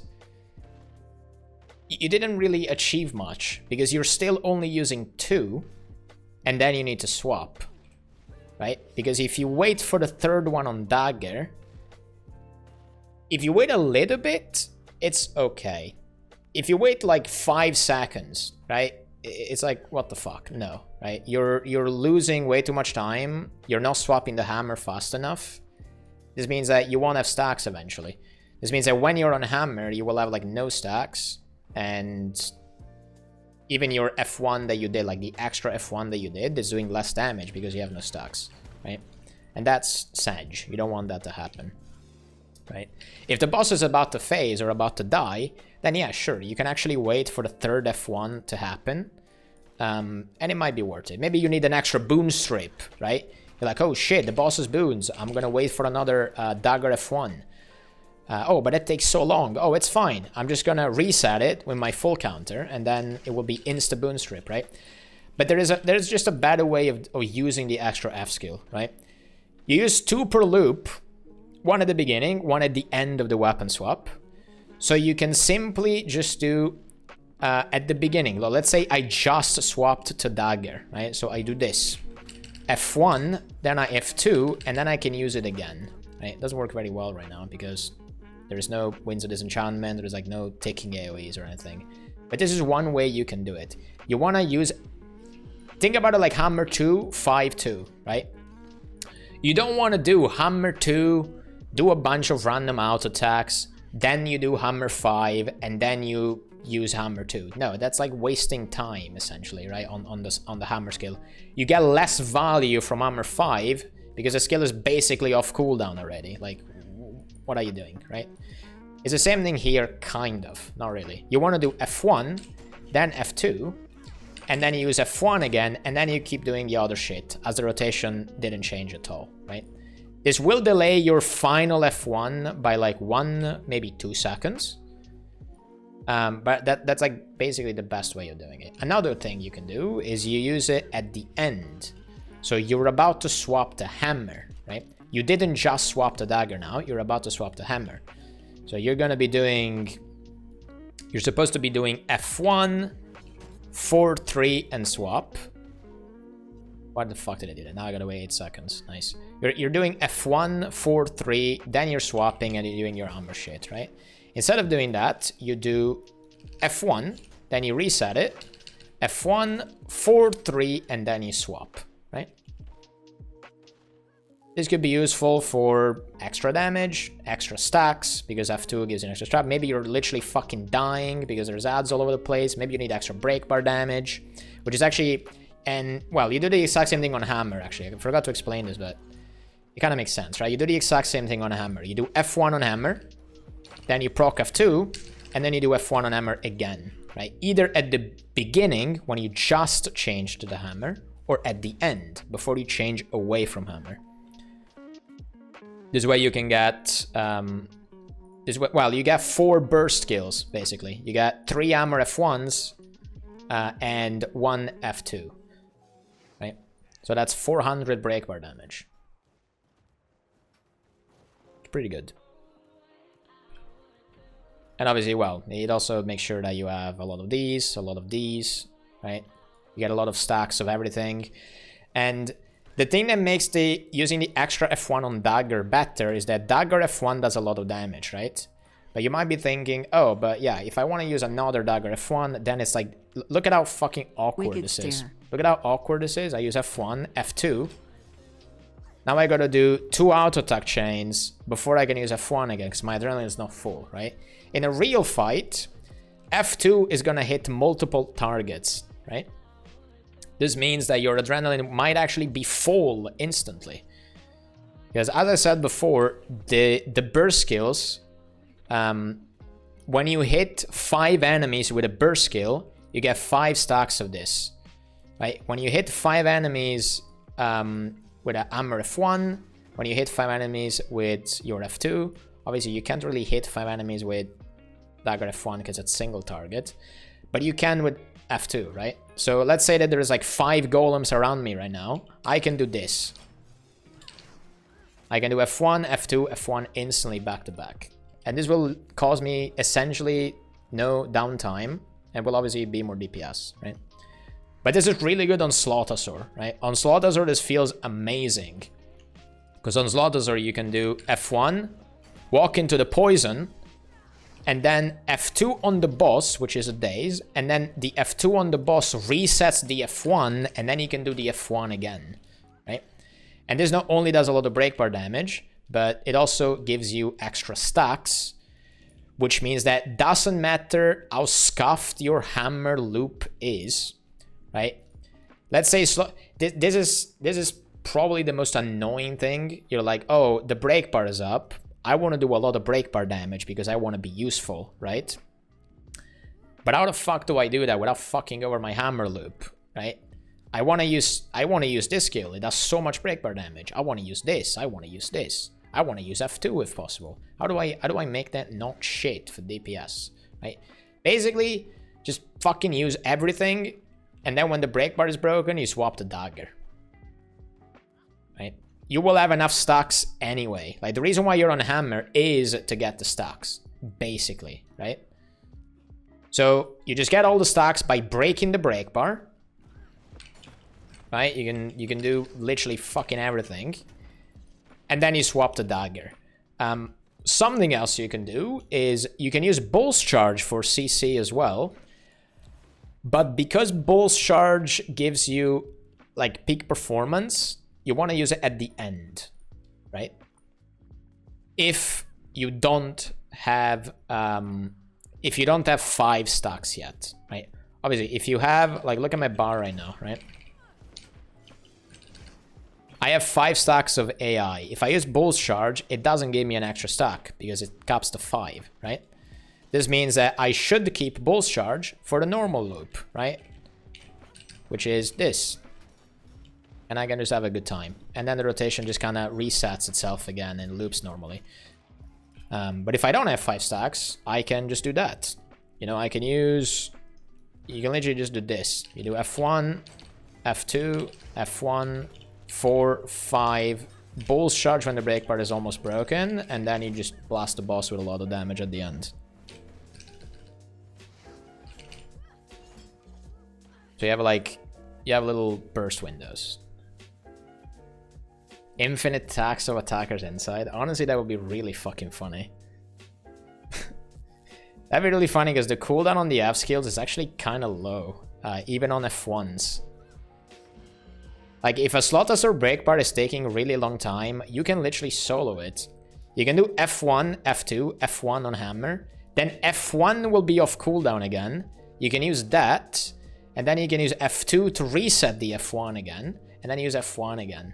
And you do like... That's... is that 800 breakbar damage? Yeah, that's 800 breakbar damage by itself. Without counting the rest of your CC. That's pretty disgusting, right? That is pretty unhinged. And obviously, you can also use Dagger 3 for CC.